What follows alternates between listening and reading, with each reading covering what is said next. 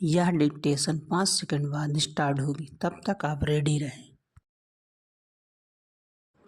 Ready start. महोदय, इस समय भारतवर्ष के सामने बहुत प्रकार की जटिल समस्याएं हैं और यह ऐसा समय है जब सबसे यह अपेक्षा की जाती है कि आप सदा भारत की सुरक्षा और उसकी उन्नति के लिए कटिबद्ध होंगे। आपको मालूम ही है कि जब से यह प्रश्न हमारे सामने आया है कि भाषा के आधार पर देश के विभिन्न भागों का पुनर्गठन किया जाए, तब से देश में बहुत प्रकार के आंदोलन उठ खड़े हुए हैं। सरकार ने जनता की इच्छा और मांग को देखते हुए उसके लिए एक विशेष आयोग नियुक्त किया और यह आशा की जाती थी कि उसके जो कुछ भी सिफारिशें होंगी वे सबको मान्य होंगी और आपस के मतभेद के लिए कोई स्थान न होगा। इस संबंध में सरकार ने जो भी निर्णय किए उनमें से अधिकांश निर्णय सर्वसम्मति से ही हुए हैं, परंतु दुख की बात है कि एक दो स्थानों पर मतभेदों ने एक ऐसा रूप ले लिया जो देश के लिए वांछनीय नहीं हो सकता।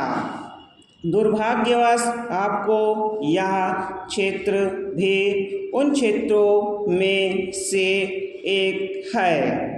मुझे इस बात की बहुत प्रसन्नता है कि आपने भारत सरकार के साथ सदा सहयोग करने और हर प्रकार से उसके निर्णय को मानकर देश के सुगठित प्रशासन में हाथ बटाने का विश्वास दिलाया है। जब किसी देश के सामने बड़े बड़े प्रश्न उपस्थित होते हैं तो उनमें से कुछ बातों पर मतभेद हो जाना स्वाभाविक ही है।